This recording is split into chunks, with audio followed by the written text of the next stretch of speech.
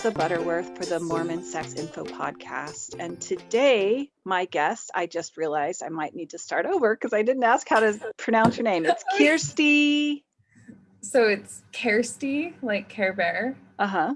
And then Spjut, like cute. Oh, Spjut. Yes. Kersti. Yes. Okay. I assumed it was Kersti because that's how yeah. That's a fair assumption. Some people do pronounce it that way. So. Yeah, Kersti Spjut. Yeah. Spjut. Aw, Spjut. So, Kersti, tell us about yourself. So yeah, like I said, my name's Kersti Spjut. I am a clinical psychologist practicing in Utah. By day, I'm a college professor, and by night, I have a small private practice that's just me. And I'm from Southern California originally. I went to school in New Hampshire for my undergrad, and then I went on a mission to Canada where I learned Mandarin Chinese, which was really fun. Cool. And came to BYU for grad school and have just sort of set up camp here. So that's where I live and practice now. Awesome. Tell us a little bit about your topic today. Yeah, so I wanted to talk today to parents, specifically to LDS parents of LGBTQ youth. It's sort of a specific population, but it's one that I have a lot of experience working with clinically, and that I think is really looking for some support and guidance, because there's not like a guidebook when your kid comes out like, now what do I do, right? So that's what I'd like to talk about today. Wonderful. So you provided me with, and as I read through them, I recognized these questions as well. Yeah. A list of questions that are really common for parents to ask when they bring their kids in and they're wondering like, oh, well, what do I do? So I will just throw out some of these questions for you and we can have a conversation about them. Awesome. So the first question is, what if this is just a phase? Yes. And this is such a common question. I think it comes from a place of love and from trying to understand something that's often new to you as a parent. It also comes from a place of maybe hoping that you won't have to deal with something that feels unfamiliar or tough. It would be nice for you as the parent if it was a phase, if you didn't have to wrestle with the complexities of what LGBTQ identity for your child means for their life, for their religious affiliation, for their place in your family. And the answer is it's probably not a phase. And that may take some time to sink in, but for the sake of argument, right, let's just say that it was a phase, right? I'm sure in the history of the world, there have been at least one or two youth who have maybe claimed an LGBTQ identity and then afterwards said, oh no, maybe that doesn't fit as well. So let's say it was a phase, right? Think about other phases that your child has gone through and how you've reacted and what message that gave to them, right? I'm sure there have been other, interests or habits or friend groups or styles of dressing or other things that maybe haven't made sense to you, that haven't fully fit with how you maybe pictured your kid and their life going. But when you disapprove of those things, did they lose interest? Did they say, oh, maybe Minecraft isn't that cool because my mom's bored of listening to me talk about Minecraft, right? No, they don't lose interest. Sometimes they gain interest. But more importantly, the message they get is, oh, this is something I can't talk about with my parents. That's it. And so instead of changing their interest in it, it makes them more likely to hide. It makes them more likely to share it with other parts of their life that are affirming, but not with you. Right. And so you close off part of the relationship when I'm guessing most parents want an open relationship. They want to be connected to their child. They want to know what's happening for them and to be able to give advice and to share and to give comfort when things are hard. So even if your child is one of the very few kids for whom it is a phase, learning to accept and even celebrate their identity is going to go a really, really long way. And maybe I'll use this as a place to talk about my favorite resource for parents who are not sure where to go when their kid comes out. And that's something called the Family Acceptance Project. We can put a link to this in the show notes, but woot woot. Yes, it's so good. I'll give you my like Reader's Digest version, but definitely go check out the website. They have videos, they have pamphlets you can download, they have lots of really cool stuff. But the basic idea, this is a research project out of San Francisco State University, where they surveyed a huge range of families across the state of California. So they really tried to get a diverse sample, people in rural and urban areas, people with conservative religions and no religions, people of different racial and ethnic backgrounds, different poverty levels, socioeconomic status. And they started with a qualitative interview. So just letting youth who are LGBT talk about their experiences in their family, and just a free form interview. And then they, from those interviews, found a bunch of common themes or behaviors about how their families treated them. And so then they made really structured surveys, like checklists, and they gave those to families and said, okay, check this box if you've ever done these things or if you ever experienced these things. And then they analyzed all of that data and found a really concrete set of accepting behaviors and rejecting behaviors. And they also found a really strong link between these behaviors and really specific outcomes, especially mental health outcomes for the youth. So I'll give you a couple examples. So in families that practiced a high number of rejecting behaviors, their children, their LGBT youth, were more than 8 times as likely to attempt suicide as families with a low level or no rejecting behaviors. Right? They were more than 6 times as likely to report high levels of depression, 3 times as likely to use illegal drugs, 3 times as likely to be at high risk for HIV and other STIs. So, and the stats go on and on. So a lot of times we hear stats about, oh, you know, gay youth are more likely to attempt suicide, but we're missing this piece that it's not anything about being gay, it's about how accepting or rejecting their immediate environment is. And that starts with in the home, that starts with the family. And really interestingly, they found like a sort of dose response effect. So the more rejecting behaviors, the more likely the negative outcomes, the fewer likely. So even in families with just moderate rejection, so they're still being somewhat rejecting, but not extreme rejection, the risk of suicide goes down to 2x as likely instead of 8 times as likely. So even if you can just shift like a 1/2 inch in your ability to accept your child and or to let go of some rejecting behaviors, that still makes a difference. That still matters. That is some really powerful research, I think. I know that when I first read it, it made it so clear, because you do hear so much about the bad outcomes for LGBTQ youth, and it's terrifying as a parent. Like, you can feel really scared for your child, and to know that you personally have that kind of power over the outcome is really empowering, I think.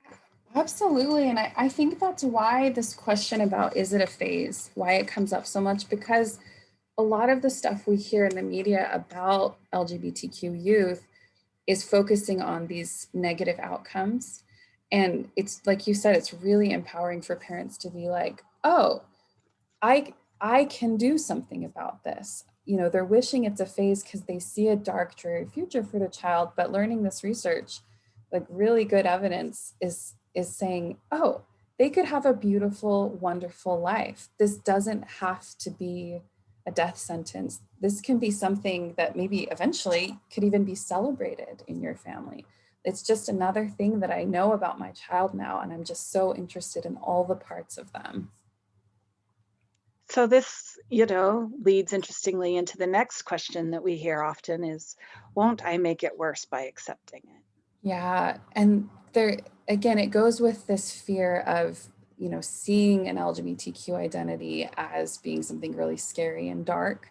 So that's implicit in the question, like, will I make it worse, right? And the truth is the opposite, right? Accepting your child, unconditional love doesn't make anything worse, right? It builds closeness, it builds intimacy in your relationship. So when there are tricky situations that come up for them later in life, or even right now, they know they can come to you and they can share with you, and you can have some input in their life, or at least some love and some comfort for them. So you won't make it worse by accepting it. You'll make your relationship closer, right? And think about how you want to be with your child 5, 10, 15 years from now, and choose your words and your actions now with that long-term framework in mind. So this isn't the way that I feel like my clients ask the question, but as you were talking, one of the things that came up for me is I feel like there is, like beyond the sense of won't it make it worse, like the assumption is that we're talking about the outcome for the child, but I think that there is another hard question in there that is about more like what God wants for your child, right? Like there is Yes. this sense of like, what, like, am I letting my child choose something that God would disapprove of, or that my neighbors would disapprove of? And how to reconcile that with that same question of will I make it worse, right? Like if I know that being accepting will bring a better outcome for my child, I still have this fear about what the neighbors will think or what God will think. Absolutely. I mean, I think you bring up a really good point, Lisa, which is how to reconcile this with theology. And that is far beyond my pay grade.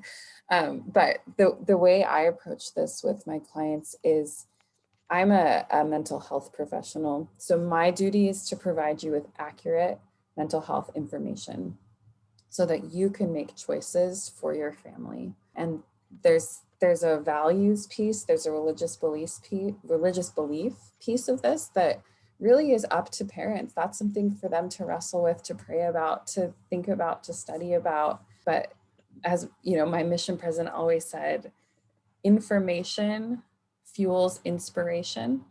It was his attempt to get us to tell him more about what was going on in our area, so he knew who to transfer. But I think it's really true. The more accurate information we have, the better our prayers and our soul searching can go, because we're basing it on truth, and truth is just truth, right? Mm-hmm. Based information. I don't know how that's going to fit with your personal religious beliefs, with your family's needs, but I know that it's better to know the risks, to know the benefits, and then leave that soul searching and that religious piece to you, to your faith leaders, to whoever you consult with around those issues. Absolutely. And, like professionally, that's definitely the way I approach it with parents as Yeah. well. And like on a personal level, since I'm not in a professional setting, but I'm doing a podcast right now, one of the ways that this really like hit home for me was, because this was talking about acceptance and rejection and sort of the ways that unconditional love create connection. And I remember having this moment when I realized that in our theology, it's really centered around connection, like the idea of being in the celestial kingdom with your family is about being connected eternally with the people you love the most. And it really made sense to me that things that create connection would be things that God would approve of. And I know that that maybe sounds a little bit silly, but like if we're creating connections that we want to last forever, then that seems like that is in line with our theology to me, right? That really made sense for me when I was personally trying to reconcile the inherent paradoxes that we face in this. Absolutely. I can't tell you how many parents have looked at me with tears in their eyes after learning this information and saying, "Oh, that's what love means. That's how I love my kid. Like I believe in love. I believe that it's a commandment to love everyone and to love my child, and I didn't really know how."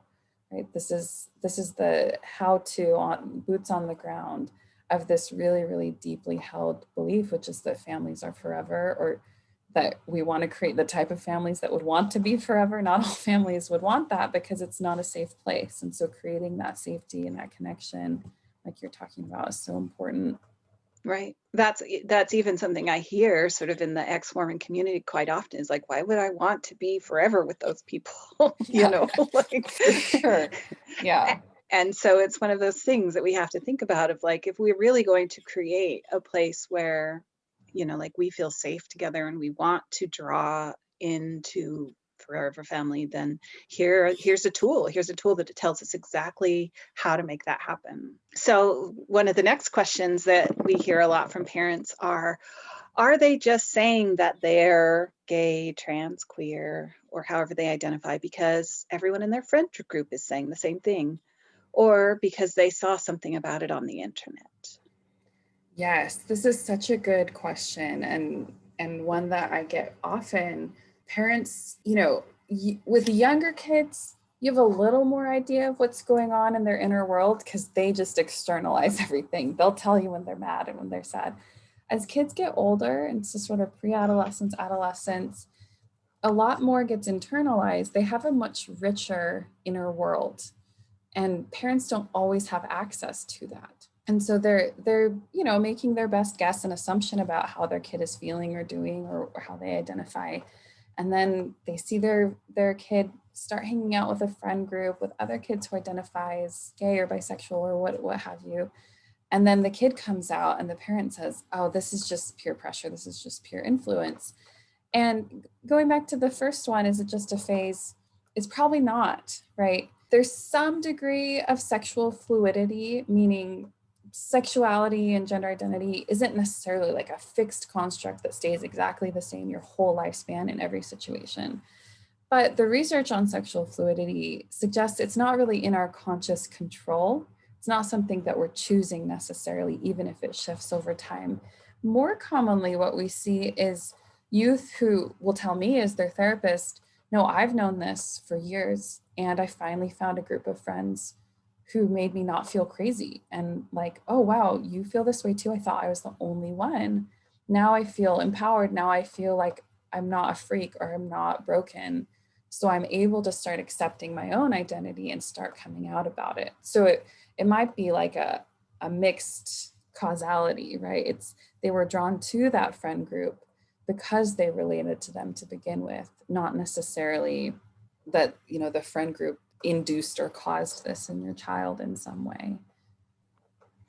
I love the complexity of the way that you talk about sexual fluidity because it is such a complicated question, right? And I think that there was a time, especially in the like 90s and early aughts, when we were wanting to, say that either sex, like either that our sexuality was something that you either chose it or you were born with it, or, like it was a very sort of black and white kind of question, and the research as usual is coming out with a much more complex story. But I love just recognizing that, regardless of, these complexities, it isn't something that we necessarily can consciously choose or unchoose. Absolutely. There's a really great TED Talk by Lisa Diamond. I mean, she's the spearhead figure for understanding sexual fluidity. She literally wrote the book on it. But there's a TED Talk, I think it's something about the title, something to do with Born This Way. And she goes through, this argument about whether or not people with diverse gender and sexual identities are quote unquote born this way and the pros and cons of that argument. I think it's a really interesting thing to listen to. Like you said, it's just so complex and so nuanced. Something else that sometimes troubles parents is a child might come out first with one identity because the other identity either feels inaccessible to them, like they're not sure that they have that yet, or they're afraid it feels more stigmatized to them. So an example is youth who come out first as gay and later as trans. And that can be tough for parents who are, for the parents' perspective, they feel like they're struggling to keep up. Like, how do I talk about my child? How do I refer to them? Are they just making it up as they go along? The answer is no. And sort of yes, but not making it up in the sense of creating something out of nothing, but they're figuring out who they are. That's one of the primary tasks of adolescence is individuation. whether it's with sexuality and gender or any number of other parts of identity, personality, interests, career goals, religious faith beliefs. All of those things are the tasks of adolescent development. So if it feels like a moving target, it's because it is. And that's sort of the whole point. Oh gosh, why do we make it so hard? I don't know. Well, it just is, right? Like, Yeah. so one of the questions then that comes along with that same thing is, did X, Y, or Z make my kid gay? Yeah. And my answer to this is always, I don't know, and probably not. But even if it did, accepting your child exactly as they are is one of the most powerful and loving acts you can do for them. We like to find causes for things. Heck, research is trying to figure out all of the causes too, and we have some insight. We know there's some link to prenatal hormonal environments, how many kids of which gender were born to a certain uterus, and different genetic links. There are some things we're figuring out, but there's still a lot that's unknown. And even those studies are generalized statistics, not about your specific child. I think the question behind this question is, why is this happening? And can it be changed? And the why is this happening, that gets more into your values and beliefs. I'm not sure I'm going to be able to answer that for you. But we can, therapy is a good space to dig into that. And what does this mean to you? And what are the fears you have? And what are the joys you have? And as far as the question of can this be changed, hopefully that's clear by now. No. Therapies that will presume to change someone's sexual identity, gender identity, they're not only ineffective, but they're actively harmful, and they're illegal on minors in not enough states, but plenty of states, and should be illegal everywhere. But those are things called conversion therapies, or there's other terms for them as well. But did this thing make your kid gay, right? Maybe early childhood sexual abuse, that's a common question. There's plenty of people who experience sexual abuse who don't have a minority sexual orientation. So it's not a one-to-one correlation.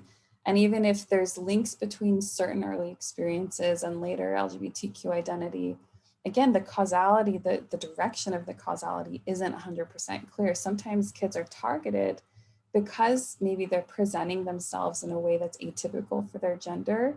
They're an easy target for teasing, for bullying, and unfortunately also for abuse. So, sometimes I'll have parents think back, remember when your kid was just discovering the world and you had all these firsts, right? There was just this magic in the first word that they said, the first food they ate, the first steps that they took.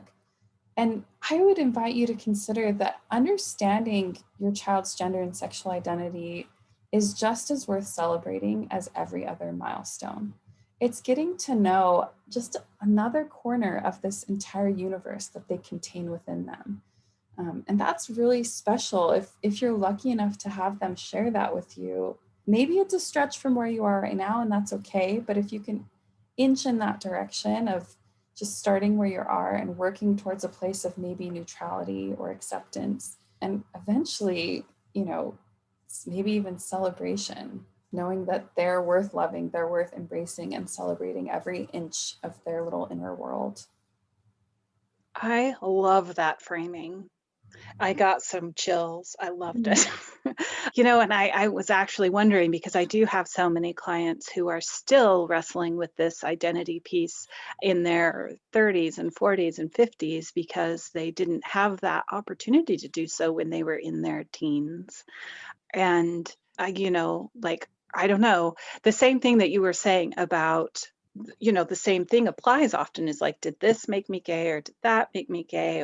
And also just that discovery of like, that transition between like, maybe I identified for bi for a long time because that felt more safe to my partner, to my spouse. And now I'm realizing that I'm not bi, that I really am gay, or, like so many of these things apply throughout the lifespan and not just to adolescence. And it makes me curious what it would look like for older people to be able to see that this awakening through the eyes of celebrating who they are and finding joy in like discovery of their innermost experiences. I don't know. I just loved it. Yeah, absolutely. I think just the shift of thinking of it as something magical or exciting or worth celebrating, it feels sort of radical sometimes, given all of the doom and gloom that we hear about statistics with LGBT youth and adults. And I kind of like that. I kind of like being a little radical when it comes to things like how to love people. Absolutely. Well, Jesus was super radical. Yeah, exactly. So the next question that a lot of parents ask is, should I make them go to church? Yeah, so this question, my answer is it depends. This is going to be a really personal decision for you, for your family. I can't make the decision for you, but here are a few things to consider and have them go through some of these questions. So first is, have you asked and genuinely listened to your child about what they want to do with church and why? Do they feel understood by you? Whatever you ultimately end up, whatever boundaries or guidelines you set in your household for church attendance, if they've been set without your child feeling heard and understood and included in that process, they're not going to be received very well. Similarly, have you considered your own reasons for why you want them to go to church? What's driving the desire? Is it about love? Is it about fear? Is it about judgment? Is it some combination? And are there ways to reach your objective that look different from what you expected? So, a lot of parents, the reason they want their kid to go to church is because church is a good place for the parent. It's a place they look forward to going. It gives them inspiration. It gives them guidance. It gives them a sense of community and connection. And they want that for their kid, right? So it's coming from a place of love. Sometimes it might be from a place of fear. What will people think if you don't come? Maybe the parents and church leadership, and they feel it looks a certain way to not have their whole family at church with them. They're trying to portray some sort of image. It's hard, but it's good to be honest with yourself about that as part of your motivation, and being able to say, that's not your kid's job to make you look the way you want to look. Their job is to be a human being who's trying their best, right? And your job is to love them. But, thinking about creative solutions, reasonable accommodations, like I think about, recently I was reading that verse in D&C about the spirit of revelation, and it references Moses crossing the Red Sea. And I was thinking, gosh, I would never think to come to a body of water and to ask God, hey, could you just move the water for me? Can we just get it out of the way? I would probably be thinking, can we get around it? Is there a boat? Is there a log I can float on, right? But so sometimes we need to seek creative out of the box solutions, things that we maybe haven't considered before. So some compromises that clients of mine have come to is, are you willing to let your child show up as themselves at church, in the way they dress, in the way they present themselves? Because if you're setting limits on, well, you have to wear a dress or you can't wear a dress in order to go to this place, well, why would they want to go somewhere where they don't feel authentic, where they don't feel like they can be themselves, right? So maybe compromises on what you think is church appropriate attire, right? Do you stand up for them when they experience discrimination at church, right? Do you advocate for them? Are you actively working to make your ward a safe space for them, right? If you're not, and if that's one of their concerns, then maybe there's something you could do to make it safer, right? Could they attend part of the meeting? So for a lot of trans and genderqueer youth, church segregates by gender during part of the meeting block, right? There's a time where you have to choose to go to the boys' class or the girls' class. And that can be really distressing and uncomfortable for a lot of these youth. So being able to say, for some youth, they say, hey, I'm fine with sacrament meeting and Sunday school. Don't make me go to young women's. And it, you know, maybe that's an arrangement that you're flexible and comfortable with. And also just doing like trial and error. Say, hey, what if we try this for a month? And then let's check in. I want to know how you're feeling. Like, you feeling loved, you feeling accepted is really important to me. And, you know, you having these principles in your life is also important to me. I believe in faith. I believe in repentance. And as your parent, I'm allowed to share my faith with you, and trying to figure out, you know, the older the child is, the more flexibility I would give, right? As they're getting a clearer sense of their identity. But it will vary quite a bit based on your family, your ward, your personality, their personality. One of my colleagues I like, he has this phrase where he says, religion is really good for your mental health when it's a get to instead of a have to. So there's good research that being in a faith community can be really helpful for mental health, but as soon as it's forced on someone, and especially when it's accompanied with rejecting beliefs and behaviors by your fellow congregants, then it really negatively impacts mental health. I love that. I love that framing of when it's a get to instead of a have to. Yeah. It also, you know, goes along well with one of our really strong Mormon values of agency, right? Like, Yeah. yeah, it needs to be a choice that people make. Otherwise it feels oppressive, and it's not a choice anymore. Absolutely. Yeah, it's like, do you want church to be associated with force and coercion and shame and all of these things? You like it as a parent because it's not associated with those things for you. And if you know, your child has the right to self-determine with their religious affiliation. But if there is going to be a place for them in the church someday, if that's your hope, then forcing it on them now against their will and without listening to their thoughts and feelings about it, probably not the best approach. And I definitely see like these outcomes. I don't work with youth as much. I work with older people more. Occasionally I work with youth, but you know, the adults that I work with who, you know, go through different faith transitions are the ones where they were really forced to do things and they didn't feel like they had a choice, are the ones that do struggle more with their mental health and struggle with their relationship with the church. And clients that I have, even, you know, pretty strongly LGBTQ clients who were given choices, generally have a much better relationship with their family and the church, in specifically the church, when they weren't forced to interact with it in ways that they didn't want to. Absolutely. Yeah. Yeah.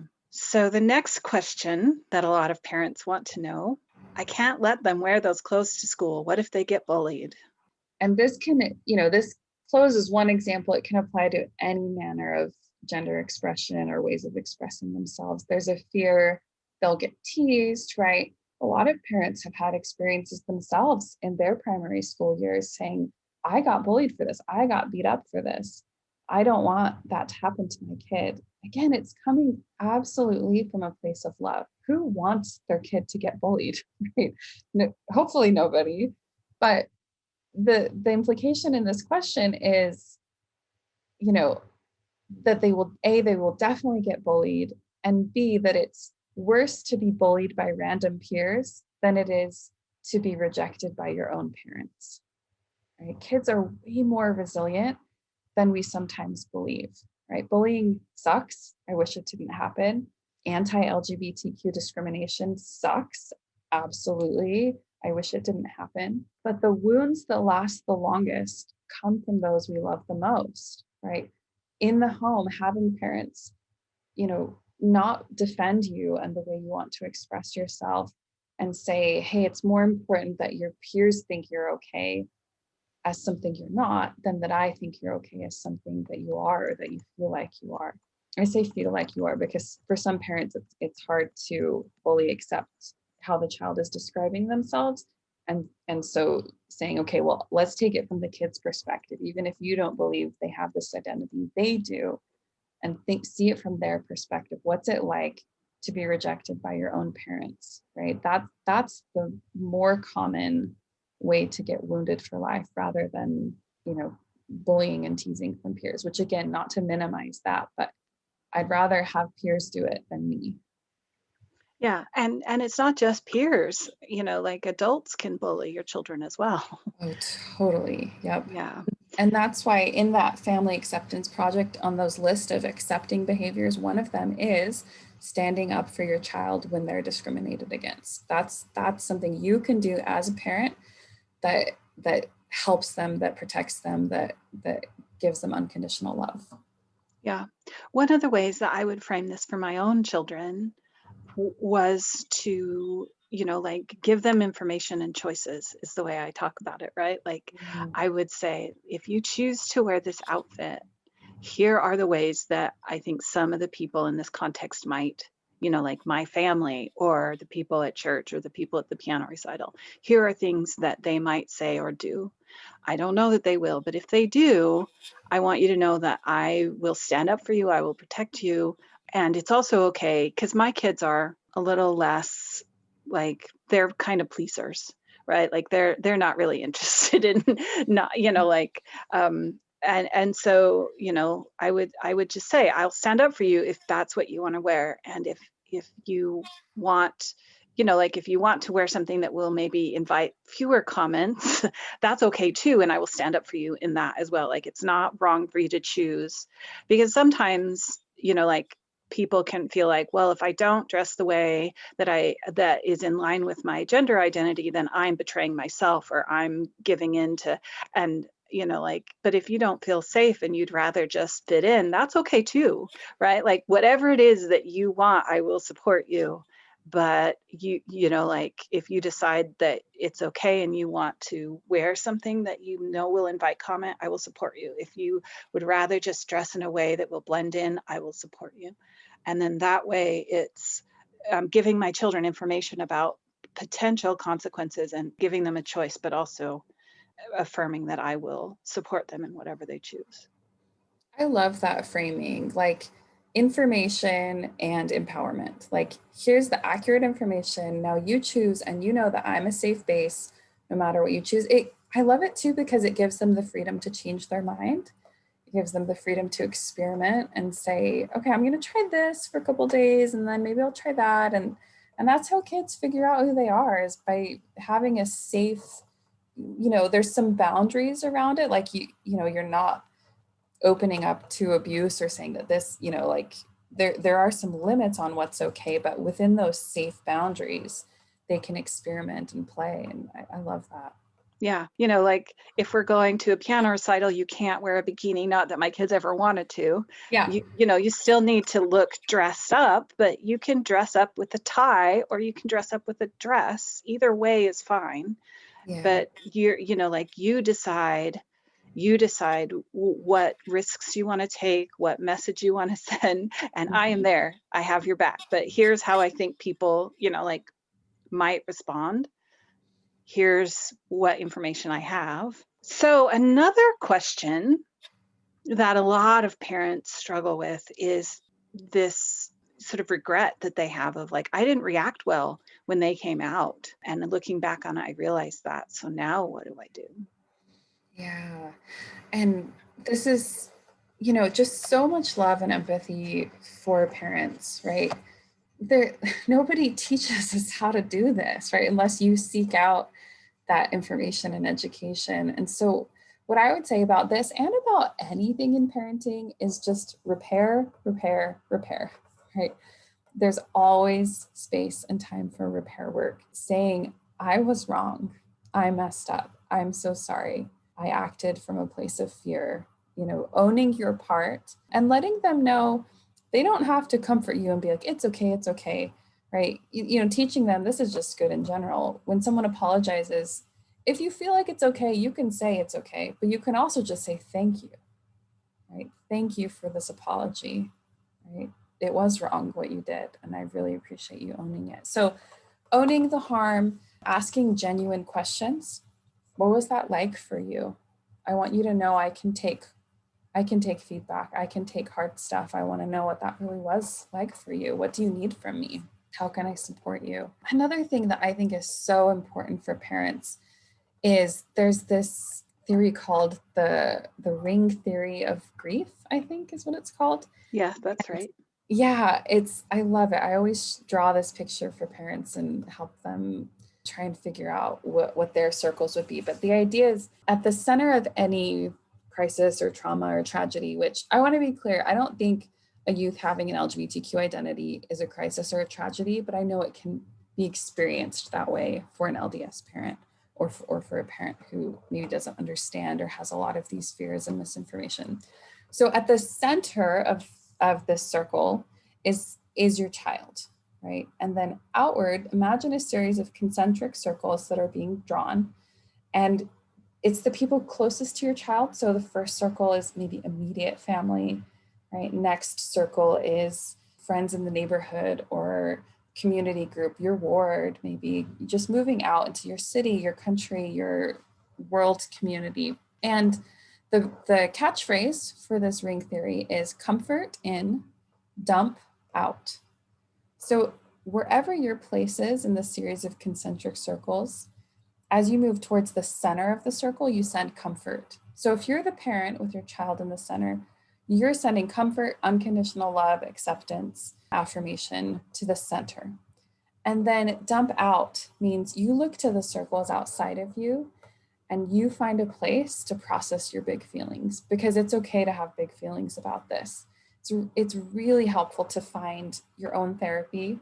There's lots of support groups for parents of LGBT kids. In the Utah area, there's the Encircle House. There's a lot of local LGBTQ resource centers. There's online support groups. There's Facebook groups. There's PFLAG, lots of resources that I can share in the show notes. But you need a place where you can dump out, where you can vent, where you can cry, where you can say, this is really hard for me, or here's my fears, or here's my shame about how I treated my child, and what do I do from here? That's an important part of your journey. And that's something you do not put on your kid. You don't put those big feelings on them, because what are they going to do, right? They're going to try and make themselves smaller. They're going to blame themselves for your pain. They're going to feel like it's not safe to just be who they are with you. And at the same time, you deserve support. You deserve a place where you can figure out what this means and how to adjust your vision for your kid's future. There's a lot of parents express a sense of grief, like it's grieving the child I thought I had in order to accept the child that I do have. And it's okay to need to go through that process. You're human. Whatever you feel is valid. You just need to learn how to direct it in a way that's helpful and not harmful. So comfort in, dump out. Absolutely. I love the ring theory. I use it all the time. That's a good one for sure. Yeah. And I love the recommendation for therapy, because it really is very, very difficult to ask that question of your child of like, how was that? How did you experience that, when you know that it was something that you were responsible for, right? Like, one of our most cherished, I think, possessions as a parent is like our vision of ourselves as like a good parent, a good mother, or a good father. And like, when we make big mistakes, and we all do, like that idea of ourselves gets really challenged, and sitting in, usually it's shame, but also guilt of recognizing that we hurt our children in ways that, just it's painful to challenge that and to sit in that. And, if you don't have a good network of friends that you can dump out to, therapy is really, really important. Yeah. And I think, another thought I'm having is the importance of educating yourself as a parent. I have a list of websites and books that I find helpful. Part of your education will be listening to your kid, and part of it will be doing some of your own homework and learning the vocabulary and looking at the research and watching, the videos on the Family Acceptance Project website, and, reading some books about other parents' experiences. That also goes a long way, just a little bit of education and familiarizing yourself so that your kid doesn't have to have the burden of teaching you every tiny little thing about the LGBTQ community. I mean, nobody can keep up with all of the vocabulary. Yeah. And so another piece of that is like trying to keep up, like spending some time reading the books and learning the things, but also, like having grace for yourself and just being able, like, you don't want to expect your child to educate you, but at the same time, like if your child says something that you don't recognize, you can say, oh, I don't know what that is. Where can I learn more? Or, just being open to, I mean, that can be really hard as a parent to feel like your child knows more than you do about something, or to be in the position of learning from them instead of teaching them. That can be really difficult.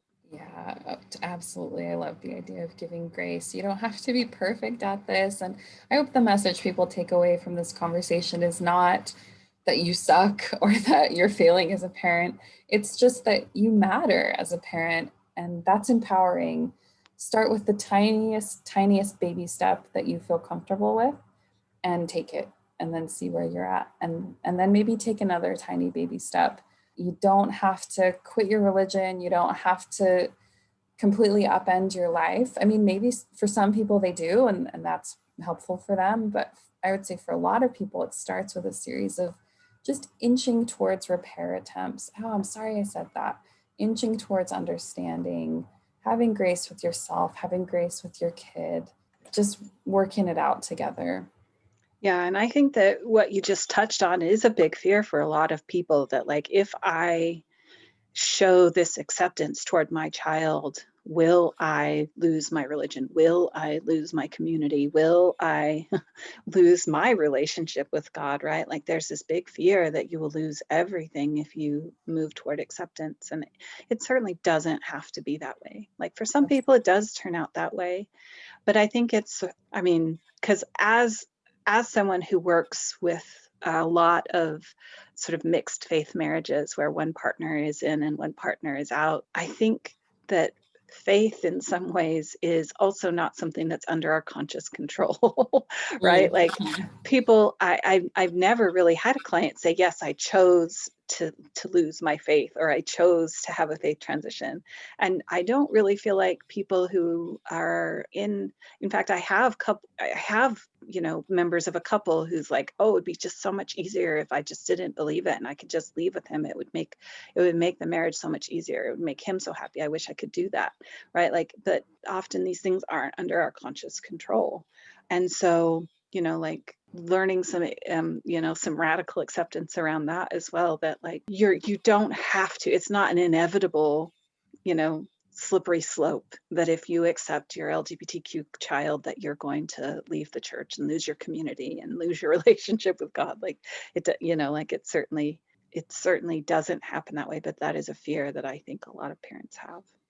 Absolutely. I love how you put that. It's definitely a fear, and fears are worth sitting with and wrestling with and planning for sometimes, or just making space for in other times. And I'm like you, I've seen lots of folks for whom staying in the church has really worked. And I've seen lots of youth who have no plans on staying in the church forever, but whose families do. And because their families are so accepting and affirming and are able to really use these principles, the youth is totally cool with that. They feel loved, they feel accepted, even with kind of like the mixed faith marriage. You don't have to see things exactly the same way to regularly do actions that build love and connection. Right. And that has better outcomes in marriage. It has better outcomes from LGBT kids, right? Like for sure. When a couple can love each other across the divide. And in fact, that is, I feel like in some ways, a maturing of love, right? Like when we can only love the people who are in the same place as us, that love is not as, it doesn't feel as secure, it doesn't feel as deep, it doesn't feel as safe as the love that, can defy the boundaries. I love that. That's so true. Thank you so much for this podcast today. Yeah, thanks for having me. This was really fun to talk about. Is there anything else that you would like to add before we finish up? Just wanting parents to know you matter, and wherever you're at is okay. And you can be okay where you're at and start taking steps in a direction that you want to go. So, and I also want to recognize, I see you. I see that what you're doing is out of love. Your intention is love. And now that you know the impact of certain behaviors, you can start to shift the way you direct that love, because I know your love for your kid is so boundless and so beautiful. I love that. Thank you so much for your time today. You bet.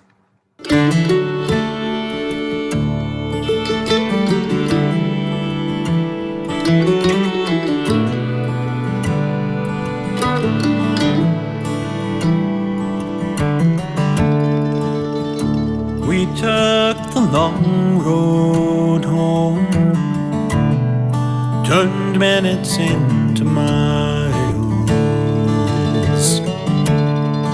and as the evening traveled on, the sunset bathed your smile. We stopped beneath the desert stars, wrapped in each other's arms. Was as simple as I love you, an ordinary, extraordinary truth.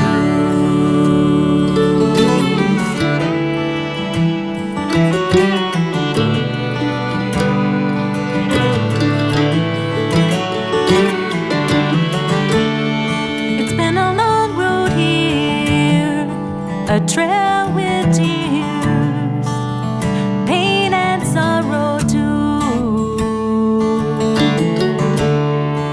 But through every storm we traveled on, like lovers do.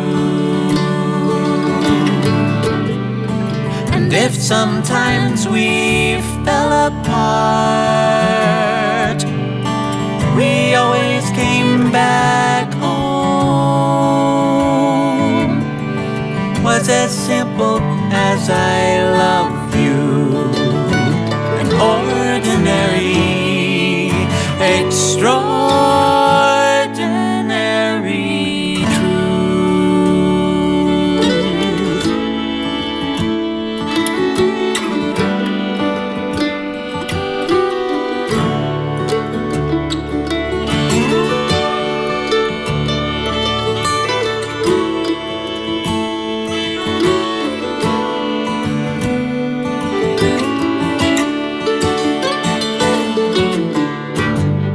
Some people say love is blind and forever is too long. But I see your eyes in every sunrise. Can't imagine life alone.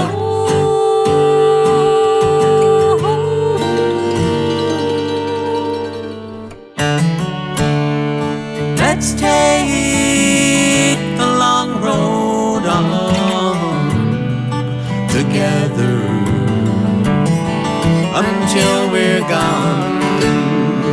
Want you by my side till the day I die and into the beyond.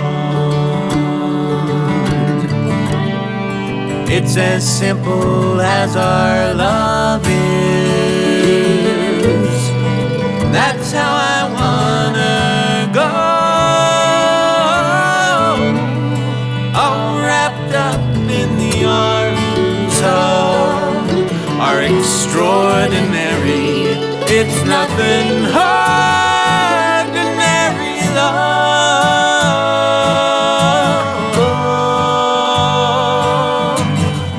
Ordinary. No, it's extraordinary.